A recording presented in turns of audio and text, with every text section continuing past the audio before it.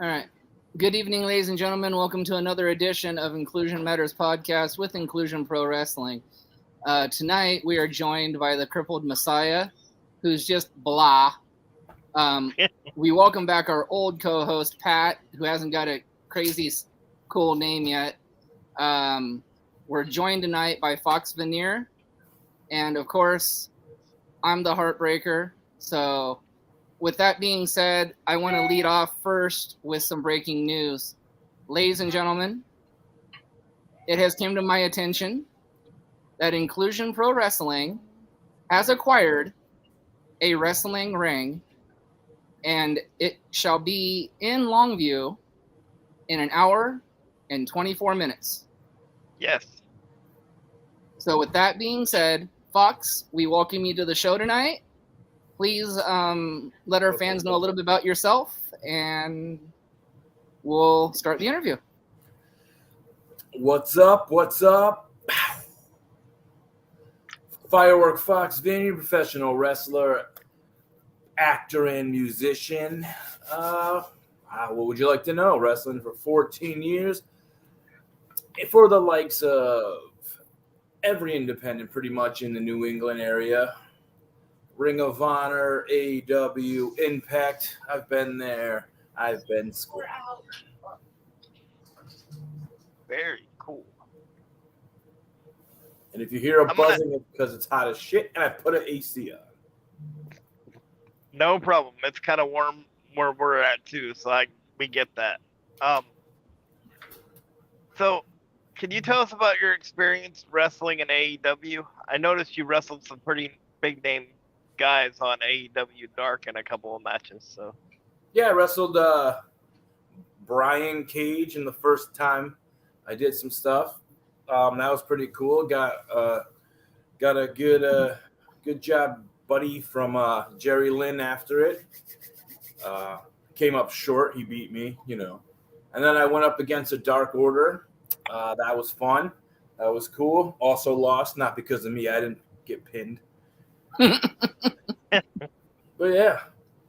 And then now that everything's switched, I'm hoping to get back there. I would love to do some Ring of Honor again, but see what happens. See it happens. A busy, busy time for wrestling. That it is. I think we're going to let the next question go to Pat. This is how it's supposed to go. What is your best moment in Ring of Honor that you wrestled? I would say being a part of the 2016 Top Prospect Tournament. I was in the biggest tournament ever, which had 12 competitors, and I was in a fatal four-way that would determine who goes to the top 8. And that was January 2016, and the winner of that was LSG. But that was a great experience, and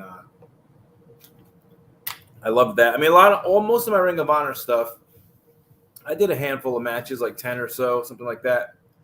They were all different in different ways. One, I did national TV from Las Vegas against Cheeseburger, where I got attacked by the All Night Express. Now, in my knowledge, if somebody comes out and hits me that's not in the match, that's a disqualification for the opponent, giving me a W, right? Yep. Right. Right. So let's put it on the record and change those books, because they try to say it's a no contest, but I'm pretty sure they hit me. So Cheeseburger, I have a W over you, sir. That makes sense to me. And then my last thing I did there was like 2017. Like, time is just flying by. Like, I did a triple threat match, came up short on that, but I got pyro, so that was dope. Firework had fireworks, so that was pretty awesome to have them come up to me and be like, "Hey, what do you do for an entrance?" And I was just like, "Y'all never gave me an entrance really before."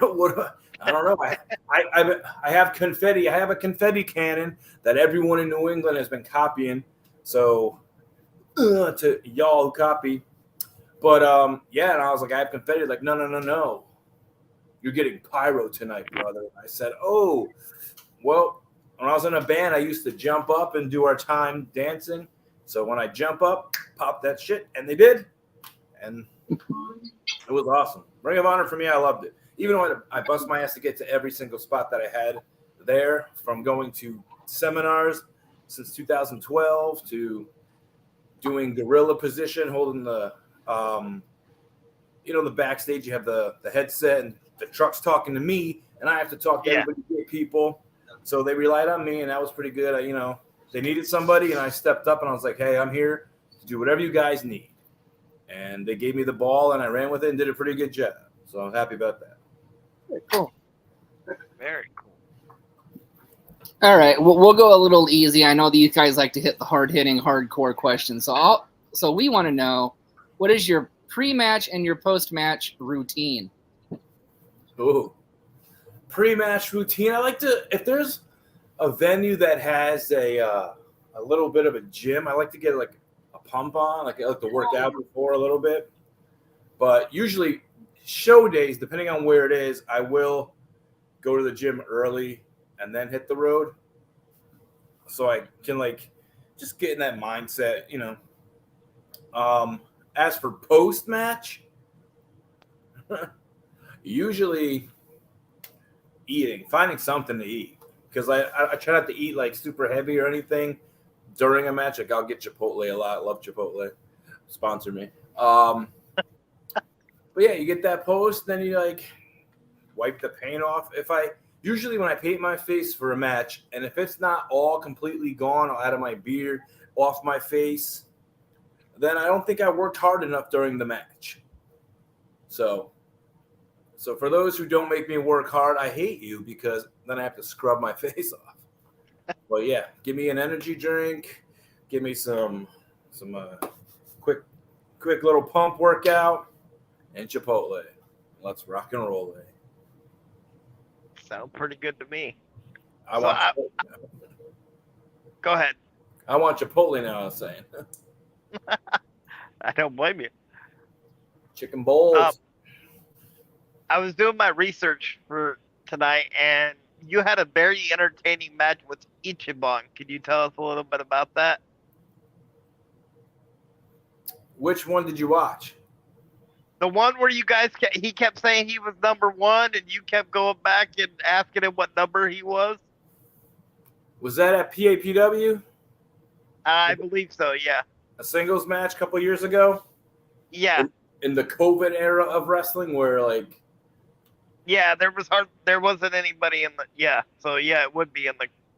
Oh, they were there. They were just dispersed out. Yeah. That was a pretty good match. I haven't watched it back in a while. Maybe I should go back and do it. I do keep a little bit of the clips on my phone because I gave him the Fox got him. Pretty good. And lit him up. But yeah, Ichiban thought he was number one, and I don't even remember if he beat me or not, but either way, he's not. So Ichiban, bring it Ichi-on. Bring it on. All right, Pat, go ahead. If you were to, or let me rephrase this. I almost said it wrong. What is your childhood rock band? Rock band? Yes. What's your definition of childhood? What favorite group did you listen to growing up? Well, my favorite band to listen to as, I'll say, high school era, Limp Bizkit, Linkin Park, ICP, the late 90s, 96, 7, 8, 9 to early 2000s, music was on a different level. Everyone was everywhere, and I like anything that has some good rap over a heavy guitar and awesome drum beat. Like the band that I'm in, that I create my music for, Zoo Green 6. You can find it anywhere, Spotify, all that jazz. But it's heavy influenced by Linkin Park, Limp Bizkit, Eminem, Tupac, ICP, and yeah, that's what I DMX. I had a mixtape back in the day. I'd make mix CDs for those who were younger. It's when you had to burn your own songs on a CD and put them in a Walkman. Make sure you have your anti-skip on that. Yep. And yeah, that's what I was listening to. The gangster rap, Wicked Clowns, and Limp Bizkit. Pretty much. All right. So everybody likes these next set of questions, so I'm just going to start them off. After we thank El Ranchero's Mexican restaurant and Precision Power Washing. You can find Precision Power Washing on Facebook and Instagram. So, what are your top 5 male wrestlers of all time? Top 5. This guy behind me. I'm a Hogan guy. Bret Hart. The Miz. Who else did I care about? I loved Harlem Heat, and I would say I didn't really appreciate Stone Cold until later on in life. I mean, I love The Rock and Stone Cold, but like, as my guys that I would like, I have to buy their action figure and play with. I have to do this and that and that. Hogan, Bret. I did love Stone Cold back in the day, and well, I grew up Attitude Era, so of course I was getting in trouble at school for telling teachers to suck it, and they would say something like, some teachers would be like, "Oh, you know, blah blah blah. Oh, you didn't know." And I'd be like, "Oh, you didn't know?" They'd be like, "Get out." Sorry. But yeah, we used to wrestle in the hallways, man. But yeah, I love Hogan. I still do. I just bought a $15 magazine that you guys can buy at grocery stores now. It's like the true story of Hulk Hogan, brother. But I'll buy anything with Hogan on it. So. And you said 5 too, or no? I don't even think 5. Yeah. I don't even know. 5 females? Is that what you asked too? Just the males. Just the males. There is no female wrestlers. It's just me. Yeah, I don't know. Yeah, that was my top 5 for the men. All right. All for different reasons, of course. Well, there's a couple of things that you and I have in common. My first concert was an ICP concert. And I've never been. Really? No, I've always. Oh, you should go. One of my best friends runs a venue around here, and they were there, and I never got a chance to go. But Shaggy's coming, I think, next, maybe October. I'm gonna try to sneak my way in and meet him. I'll be like, "Hey, man, I have all your albums on my arm. Can you book me for the gathering next year?" That would be awesome. They put on great concerts, and I'm a huge Hulk Hogan fan also. So since you brought up the females, let's do your top 5 female wrestlers of all time. I gotta think of. Let me see. When I watched female wrestling, they had pig pens and mud wrestling. But like, obviously Chyna was dope back in the day, you know, like she was messing everybody up, wrestling, doing everything. Don't treat her like a woman. She came out with a song, whooping Triple H's ass, everything like that. I didn't really get into women's wrestling. Like, I'm trying to think of who I liked. Bull Meccano, right? That's her name? Yep. Yeah. Like, she was the dopest back then. Who's recently that's not corny? Everyone seems so corny and forced. I hate Charlotte. Put her on my negative list. You can go with like Masha Slamovich. She's up there. Yeah, she definitely is. I remember when I was taping the ropes at Impact with her. I I don't even have a top 5 women, to be honest with you. Me, I'll Yeah, put a wig fair. on. I'm a woman now. There you go. The best women's champion. The beard will really help out with the look too. You know. Yeah, exactly. Maybe it's Maybelline. Maybe it's Beardaline. All right, Now, Matt, go ahead. now, to be fair, Mr. Messiah, one of your board of directors was a bearded lady at one time. That's true, but thank you for giving me that thought before I'll go to sleep for the next couple of hours. We don't have enough bearded ladies anymore. Yeah, like get the Andre the Giant looking singlet that's like cheetah print. Yeah. That's what I want. Bearded women, come back to wrestling. We miss you. All right, since you mentioned Harlem Heat, your top 5 tag team of all time. LOD. Yep. So I'm trying to think of people that I actually watch and not that are just who are good tag teams out. I loved LOD, Hart Foundation because of Bret Hart. I love Bret and anything. I wasn't really a fan of the Young Bucks until I was with Ring of Honor doing stuff and saw them blow up from just being dudes to bam. So Young Bucks because they can really go. New Age Outlaws back in the day. Yep. Who else did I used to love tag team. Well, Harlem Heat, obviously. Know who I liked a lot that I hated that they didn't really do anything? They were just there. Remember High Voltage? Yeah. Yep. Yeah, I love when those guys came out. Had like the MC Hammer pants. And... Yeah, no. Did they? Yeah, they did. Yeah, because it was Coco Beware and Oh, Owen no, Hart. They had the... No, not those two.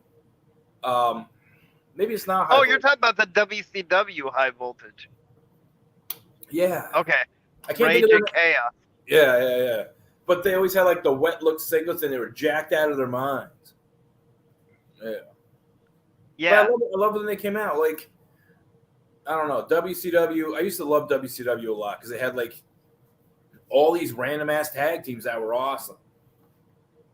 And I'm a tag team guy where my tag team you need to be matching. Like I want matching stuff. You know what I mean? However, I love the British Bulldog and Owen. I love Yoko and Owen, and they didn't match yet. They looked like a tag team somehow. I don't know how they did it, but they did. Exactly. All right, Heartbreaker, you're up. He's trying to bring me some water. Okay, so let's do top 5 commentators of all time. JR, King, Ventura. Oh, teams or individual? It can be individuals. It can be individuals or team, however you want to do it. Oh boy, now there's way too many. I loved my top would have to be King and JR, but under that or close would be Gorilla and Ventura. I just love the dynamic sound of it. Tony Schiavone, and I think they had a 3-member team, so it was hard. I would say the third team would be Tony, Brain, and Mike Tenay. Like, I feel like Mike Tenay should be on TV now. Because I agree with that. Especially with AEW, like being like the sport of wrestling, he would give so much more, knowing this, that, and the other. I like Taz in early Michael Cole before his Skull era, where everything was to the skull. And was that 5? I don't know. Yeah, that was 5. Yeah. And anything with Mauro Ranella. I would listen to him by himself. Very much so. And I'm sorry that he didn't get a bigger run in WWE. You know what I mean? I thought he could have went Like, I don't know why they didn't. Maybe because he was too good. Like, he would feel like I would believe what was happening with him doing commentary. I hate Michael Cole because it just seems like Michael Cole will be like, "Oh my God, boss time! Here's a body slam," and like a body slam happened like 5 minutes ago. Like he's delayed, like just reading what he has to say without actually watching. And I hate Corey Graves. Every time he'll say "If you can't breathe, you can't fight." Every show he'll find a reason to say that. Right. Or he felt smart yesterday when he was like, "Oh, there must be a different carnival of carnage for her." Fucking get out of here. We get it. You're in Detroit. You know ICP is there. Clown. No pun.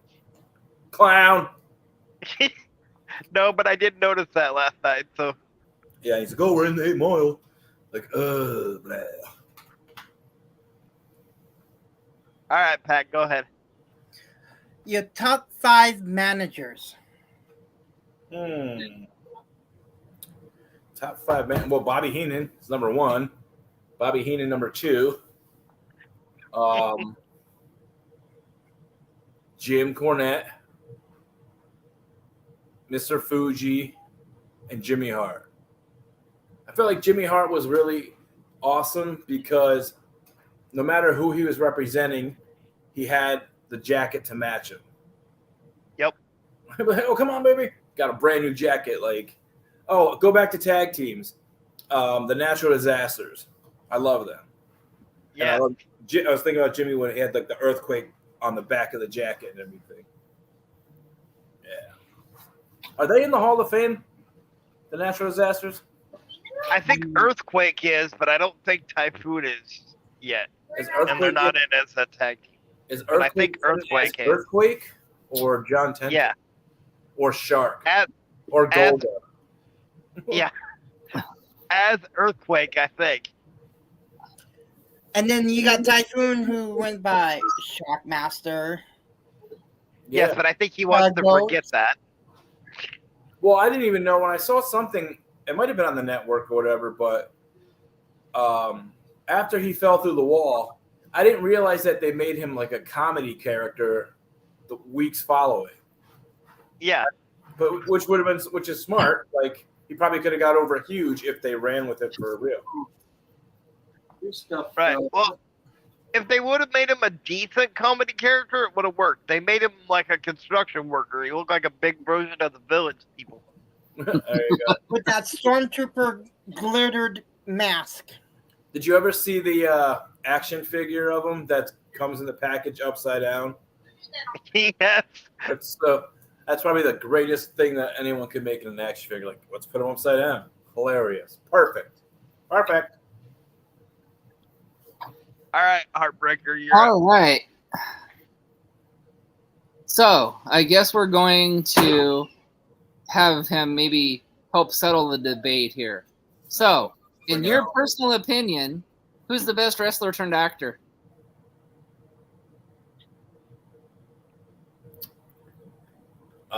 Zeus.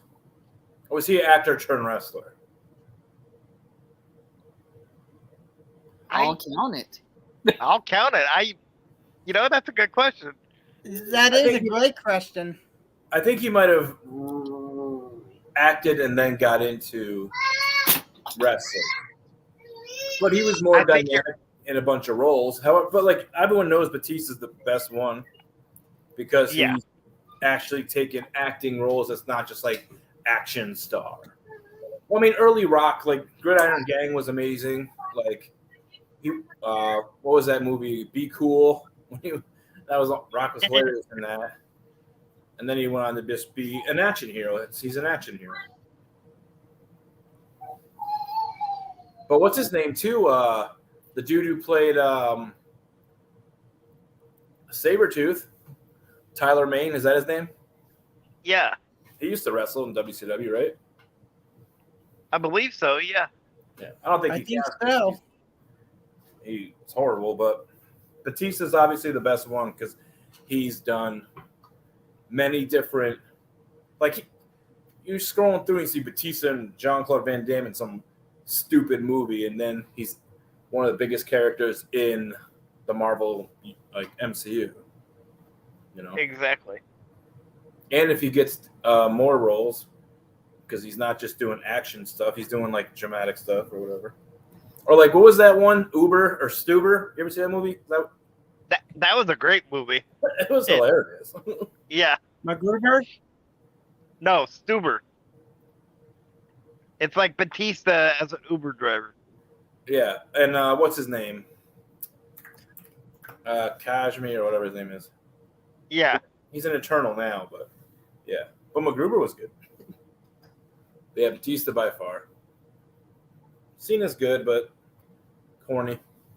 I still have to watch the thing with him and Jackie Chan on Netflix, so see how that is. Well, it is the #1 movie on Netflix right now. So Yeah, people are like, "Oh my god, it just came out!" Like 2021, it came out. Now Netflix just probably put it on. Should be funny though. So- The preview looks stupid, but we'll see. So if you had a dream opponent from any generation, who would it be and why? Well, it'd either be Brett or Hogan. Brett, because I would have an awesome match and be able to learn stuff and like it'd be believable. And Hogan, I have to decide if it's gonna be Hollywood Hogan or the Immortal Hulk Hogan, because they're two different animals here. Because my character that I do is I'm the modern day throwback, so I do like all the modern bullshit, the fast no sell stuff. But I'm also a character like Hogan, Warrior, Savage, Brett, Attitude Era guys, yada yada. But I think my babyface, Firework Foxx Vinyer, would be good with Hollywood Hogan. Be a good tag team with the Immortal Hulk Hogan. Hey, cool. But Brett either way, because Brett's Brett. Brett's the reason why I want all my gear to match. And like he always had everything perfect. Like white boots that match either pink pants with pink knee pad covers over black pants with black knee pad covers, the wristband matched. Everything was like a thing. People need to learn from it. Dig it. Brett. Bunch of Brits. All right, Pat, go ahead. Okay, this one's a little off the wall, but I have to ask it. What are your top 5 best rivals? Like mine that I've wrestled? No, like in wrestling history. The top best 5 rivalries that's out there. Brett and Stone Cold. Because I just remember watching, because Brett was done, and then Stone Cold came out and brought Brett out of retirement by being like, put an S in front of Hitman, and that's what I think of Bret Hart. And it's just like, bam, got him, you know? Rockin' Austin was an amazing feud, because that was like years together, you know? When he threw the Intercontinental title over the bridge and everything like that. The Mega Powers exploding.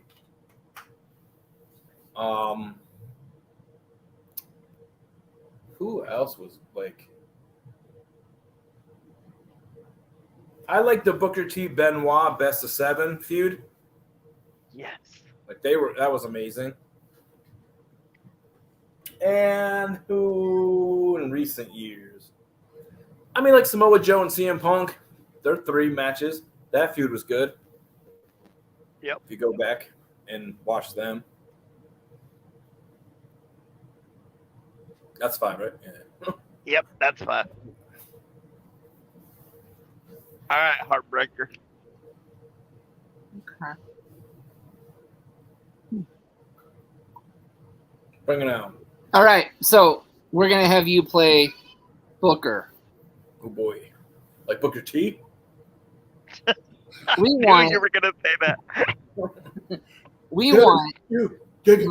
your best WrestleMania card, any generation, indies included, any promotion, 6 matches. Are you ready? And go.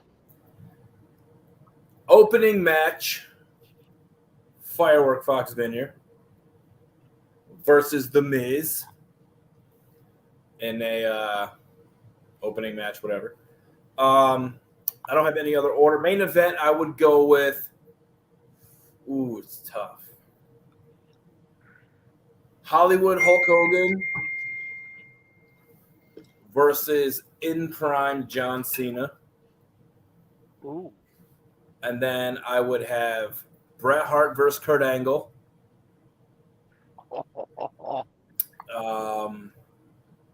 For a tag team, oh man, what could we do with a tag team?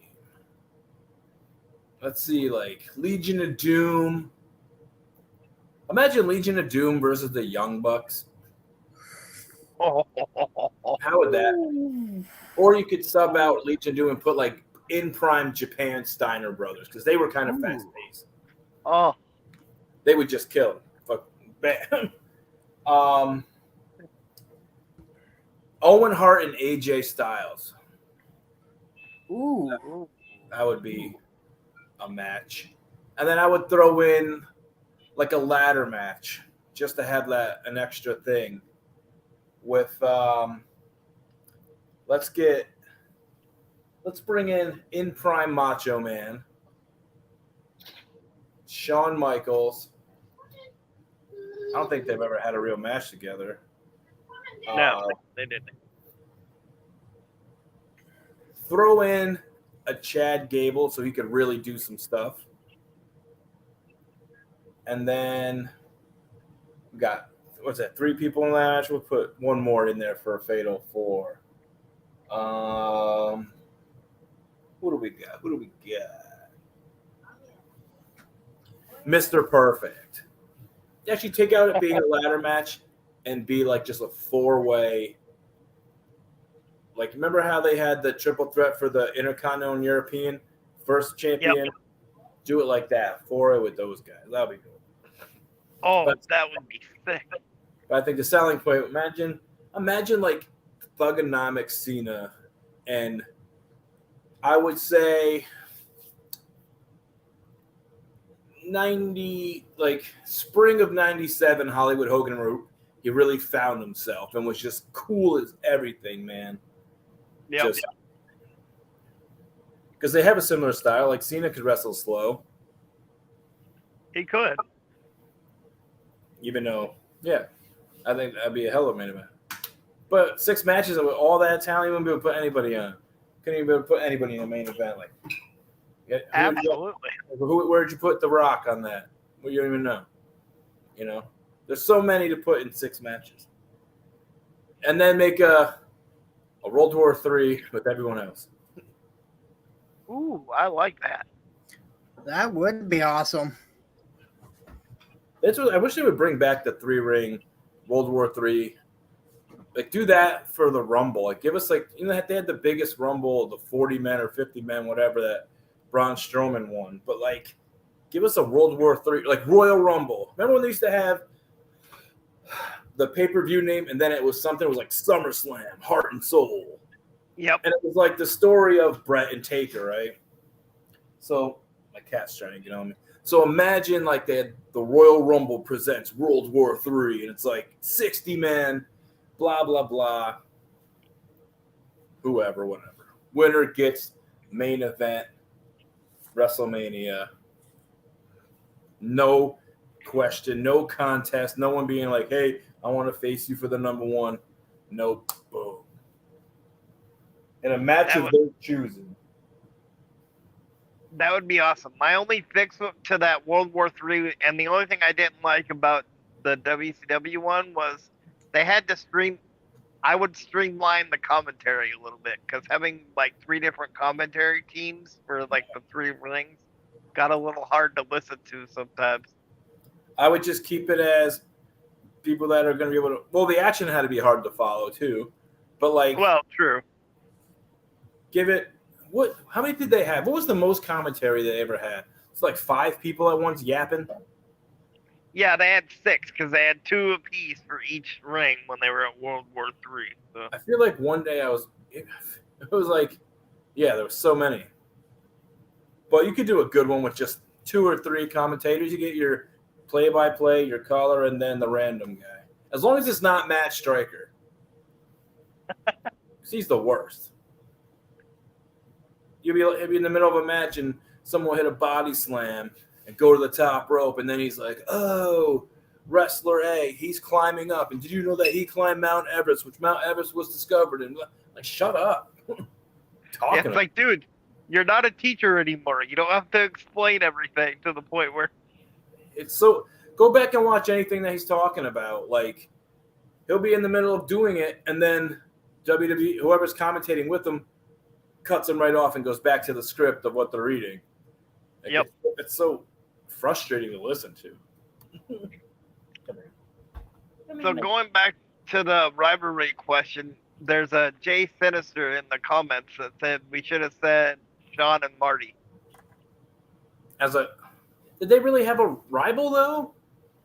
Sean kind of was like, get out of here. Go to Vegas. Well, they started one and then Marty left, so you're right. They didn't really. Then he came back with Al Snow. Yeah. Now imagine, let me ask you guys a question. All right. What is, I'll go with an example, and then you tell me yours. If wrestling was reversed, what if it was Marty who threw Sean through, and Marty had this big career? What would you switch and be like, oh, that might be interesting? Interesting. Who would you switch? Like, maybe Sting finally is the one who became Hollywood Sting, or you know what I mean? Yeah. What canon event would you change? Go ahead, Tony. What's yours? Or Heartbreaker, sorry.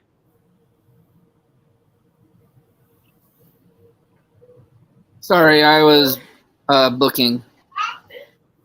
He asked, "What would you, if you could change one thing about like maybe like if Marty threw Sean through the mirror instead, or if like Sting became the leader of the NWO? What's one thing in wrestling history that you would, if you could switch it around, you would switch around?" That's easy. Never put the title on Roman Reigns for over 1,000 days. Oh, I knew that was coming. I mean, it's been good though. He carried us through the COVID era, and however, I think it's starting to get a little like yesterday. The main event for me yesterday wasn't like the best. I mean, I enjoyed it, but I was like, there was no big moment for me that I was like, oh, because you figure they're turning on each other more than the Big Show has turned. You know what I mean? Yep. Okay, I have a good one, but I'm going to let Pat go first because I want to save mine for last. Go ahead. I would say Jimmy Snuka hitting Rowdy Piper with the coconut. Ooh. Imagine that. Oh, would it be a coconut, or would it be something that represented Rowdy Piper? I would say, I would have to, instead of the coconut, I would have to say the bagpipes. Puts the bagpipes over his head and blows into it. Yeah. Okay, mine would be at SummerSlam when ICP came out was in the WWE for a short time. You know, when they came out with like the oddities and stuff. Except for I would have kept them around and let them run their own like sinister dark carnival with the production value of the WWE. Who would you have in it? Imagine if ICP was part of the Ministry of Darkness or the corporate. There you go. That's yeah. Corporate ministry ICP out there with a suit and tie with the face paint on. There you go. Popping Fago in a champagne glass. That would have been awesome. That's what I love. I love the Oddities theme song though. I played that on the WWF Volume music all the time. Well, I did too. I just didn't think that WWE gave ICP because they were really over, at that SummerSlam, right? The crowd was just going nuts, but they never capitalized on it. Yeah, well, it's not their creation. You know how True. you know how Vince goes. So what's the craziest match you've ever been in? I did a 4-way cage match for a championship of a company. It was pretty good. One thing that was crazy is I was looking at the cage when I got in there, and whoever put the cage up put the cage backwards. So the bolts were pointing inwards. Oh. So not only do we have to worry about the cage, but if you hit anywhere that these bolts were out, you're also getting stabbed with it, punctured. Damn. But that was fun. We had chairs, we had tables in that thing, or a door, whatever it was. I don't know. I threw a chair at someone's face in it. I made it a GIF on my phone. That's awesome. Nice. I sent it to people and I'm like, hey, how was your day? Oh, sending you love. And then you put the thing. Bam. Okay, go ahead, Pat. Okay, this one's a little off the wall. What is your favorite Dusty Rhodes catchphrase? Dusty Rose catchphrase? Yes. Let me think.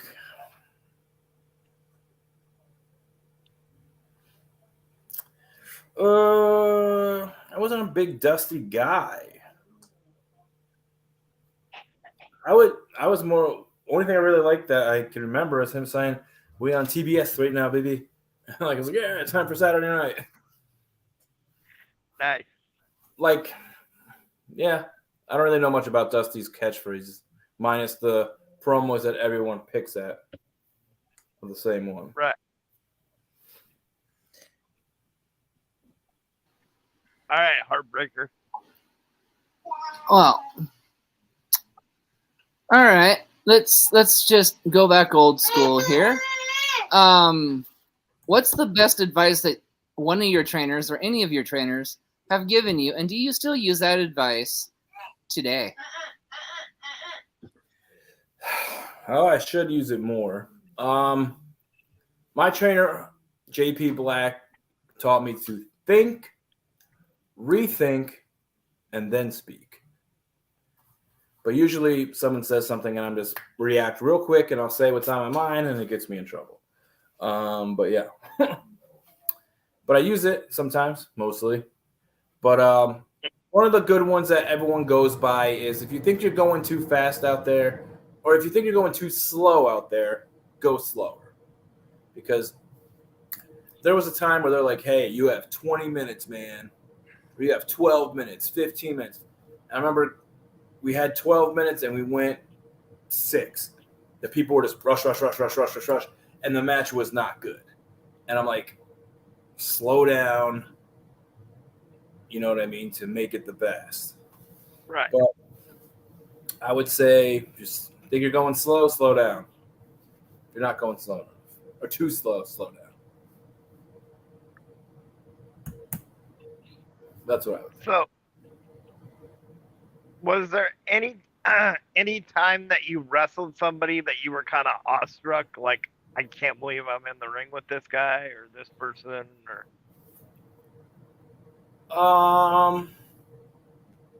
Not that I was like awestruck or anything like that. It was more like the first time I wrestled Tommy Dreamer, I was more of like, I hope I don't mess up. I hope I don't forget this and that. And that's what makes you more nervous about doing that. But at the same time, I was still finding who I was as a singles wrestler and like getting my character, me, figuring out what I was doing, which helps you in the ring, obviously. So that part of it was mainly that, like, oh no, this is Tommy Dreamer. I don't want to mess up. I want to impress him. I want to show him I could wrestle. That was really, but I mean, I got to have Bret Hart make fun of me in a promo. That was probably the biggest that I was like, oh, Bret, we just took a picture backstage and now you just called me a piece of shit. Why? Why, Bret? Why? Bret screwed Bret. All right, Pat, go ahead. All right. I know you talked about this earlier in the podcast, but what is your favorite kind of energy drink? I feel like I'm sponsored by WWE right now. I like C4 right now because like it doesn't have any sugar, no carbs or nothing like that. It just gives you like some caffeine and like tingles you up to go. But I'm really starting to think that a lot of energy drink are like a placebo effect. Like someone told me that Monster Energy doesn't have any energy in it. It just has the thing that goes to the part of the brain that tells your brain you're no longer tired. So it's not actually giving you energy as much as it's just shutting down your brain part. But C4 is pretty good because they have like the Starburst flavor. That's my the pink or the red one are very, very good. Endorsement. They're not bad. The ones I hate are like the green Rockstar. It's like very cat pissy, if you will. If you will. There's your Dusty catchphrase. There's your Dusty catchphrase. If you will. All right, Heartbreaker, you're up. Other way. Well, I think this is kind of an unfair question because he's already wrestled at some of the major promotions. But I'm just going to do it anyway just for fun. Let's pretend he hasn't. So if you had a chance to work at any one of the 4 major promotions, which one would it be and why? Well, obviously it would be WWE. On like, if I could have it my way, and I almost had it at AEW, but they ended up not using me in the match. Bummer. So I would love to wrestle at like Monday Night Raw at the now MVP Arena in Albany, which used to be the Pepsi Arena, the Times Union Center, the Knickerbocker, right there, because that's where I grew up watching wrestling. When I was at the '92 Rumble, I was at No Mercy 2000, I was at when Edge cashed in, and like when Edge retired. Like that arena has a lot of things, so it'd be dope to wrestle for WWE there, or to like minimize that. I would take any of those companies and just wrestle in that arena at least once. Some of my buddies have done it, and some people that I hate have done it, and I'm mad at them. But one day maybe. But yeah.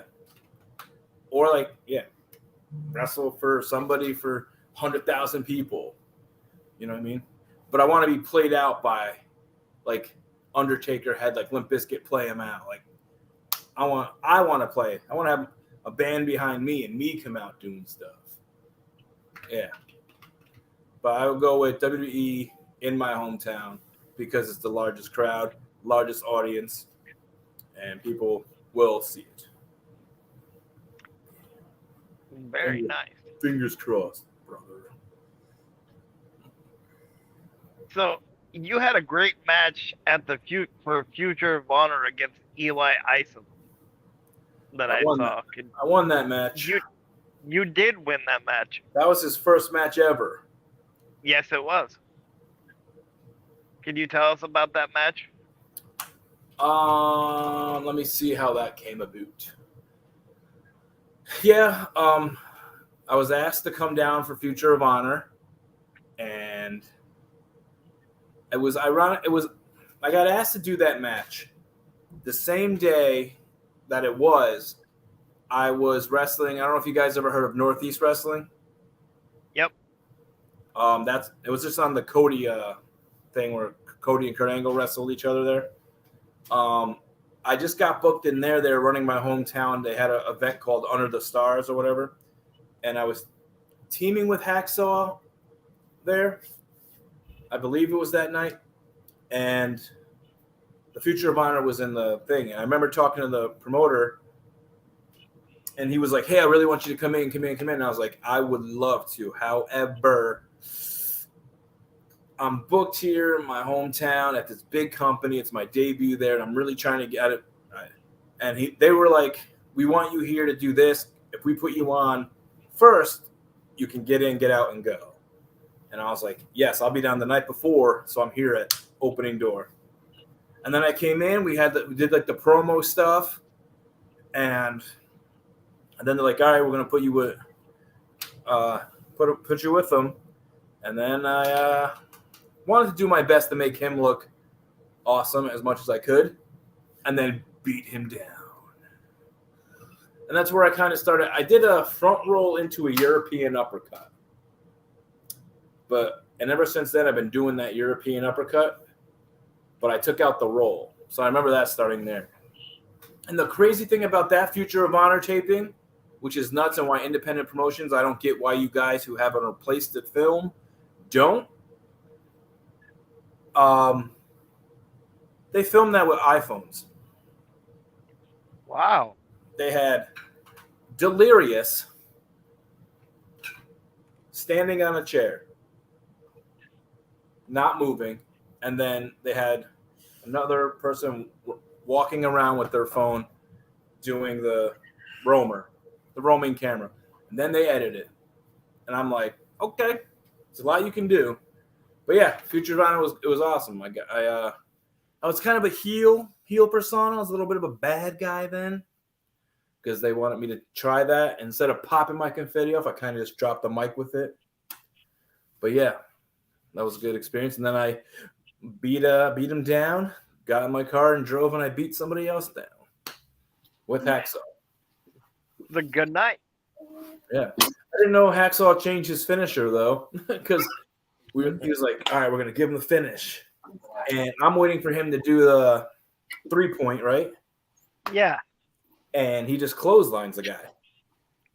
And he's like, go get him, bro. I'm like, okay. I didn't know that was – I was like, I was waiting for a 3-point to flip him over and everything.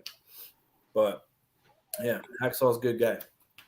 My great uncle was actually his football coach. Oh, very cool. So I remember I did a show with him, and my uncle, or my cousin, but we call him my uncle, he brought his yearbook and had Hacksaw and my great uncle in there, and Hacksaw signed it and everything. Pretty cool. Very nice. He's only from 45 minutes up the road, up the highway. Wow. Cool. Yeah. All right. So before I ask this next question, Mr. Big Money Dodge, I want to publicly put out here, thank you for your sponsorship to your $1 Million Player. I really appreciate it. Thank you. And in honor of Big Money Dodge, we're going to ask his favorite question, Nathan. All right. What is your opinion of death matches, sir? How do I feel about them? Yes. It's a hit or miss. Like, I don't mind them if there's a story. Like Terry Funk and Mick Foley, I felt like there was a story going, right? Rather than like death matches today. What I see, I could be wrong. What do I know? Are like, all right, match starts. Here's a light tube. Here's this. And they beat the hell out of each other and blood and guts, and then they win with a roll-up. And it's like, wait a minute, friend. So I like death matches when they have like as if it's a blow-off to a feud. I don't know about deathmatch wrestling. It's not my jam. I don't want to get hit in the face with all that stuff. I don't want no one to stab me. I did wrestle Matt Tremont, though, and we didn't even use a weapon, and he bled everywhere. I think I headbutted him, and he made him bleed, or he just said hello and he bled. I don't know. he had the bandana on, and then I was like, all right, man. He's bleeding over my brand new gear. And I was like, oh, no. Are you okay? Did my hard head break your face open? But I think he beat me that night, though. Bloody and all. But I would... I don't know if I'd do that. I would do a death match. Maybe not a death match as much as I would do like a 1-day coma match. So you're close to it, but not really that bad. Asleep. All right, Pat, go ahead. Alrighty. What was your worst injury you've sustained in your career? Well, I tore my bicep off the bone in a match, and I tore my chest in a match. Neither of which are there anymore. The bicep I tore by trying just to run a guy's head into the turnbuckle, and it just went, and my whole arm went numb. And then I still hit my power slam though and finished the match. And my chest tore when I jumped off the top rope to the outside, and I landed, and whoever was standing on me, I hit their shoulder, and they did not fall down. And I went backwards, and they stood there, and they... yeah, I mean, that and getting hit in the head, and like I wrestled Ace Ramiro, and he clotheslined the hell out of me. Had me outside in the rain, like, I'm going to die right now. I'm going to die right now. But yeah, body slammed him too. Boom. Nice. All right, Heartbreaker, you want to ask the last question? Then I'll do the sponsors. Sure. Where can we find you on social media, and when is your next match? You can find me on Instagram, X, or Twitter, the artist formerly known as Twitter, Facebook, YouTube, all Foxx Vinyer, FoxxVinyer. You can listen to my music at ZooGreen6 on Spotify, YouTube, all that jazzy jeffs. Yeah, you can find me anywhere. Just type in my name. You can go to my IMDb. As for my next match, when is my next match? In a couple weeks, I believe. But I'm really focused on my 20th high school reunion. I'm old. But yeah, it's summer, so there's really a lot of time. You can find me at 5 Star in Pennsylvania. That's on the 19th. Yeah, and after that, I have no idea. I need some more bookings. So if you want to book Fire with Foxx Vinyer, give me a holler, and I'll tell you my dollar.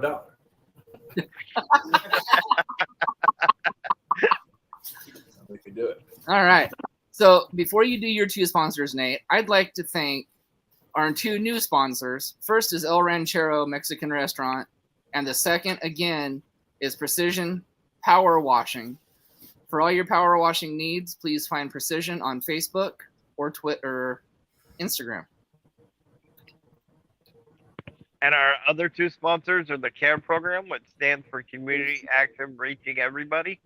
And you can find the lady that's in charge of that on Facebook, and her name's Becky Bernhardt. And Bruce Nichols Painting for all your painting, pressure washing, and lead removal needs. And you can find him on Angie.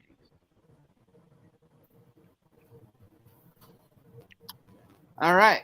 And again, we'd like to thank you for joining us this evening. It's been fun.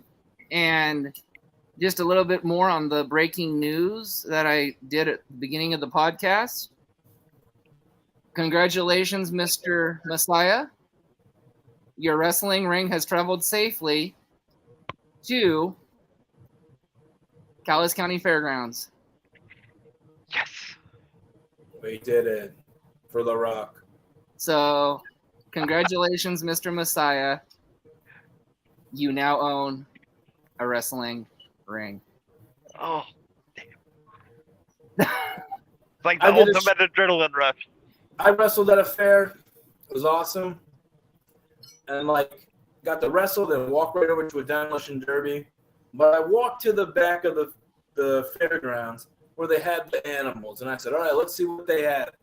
And let me tell you, a 700-pound pig in person is insane to see. Whoa. It was like, yeah, vegetarians. I don't know why you wouldn't have this. And again, so fellow promoters, fellow workers out there alike, please get in contact with Foxx. Book this man. He is a amazing talent. He's had awesome stories. We've appreciated the hours he spent with us tonight. And anytime, you are welcome to come back onto this program and share some more of your vast wrestling knowledge with us. This was a blast. It was an honor and a privilege. So as we close out, again, for Pat, for the Messiah, for myself, and again, thank you to Foxx. We will see you guys next time. Good night, everybody. Peace. Good night.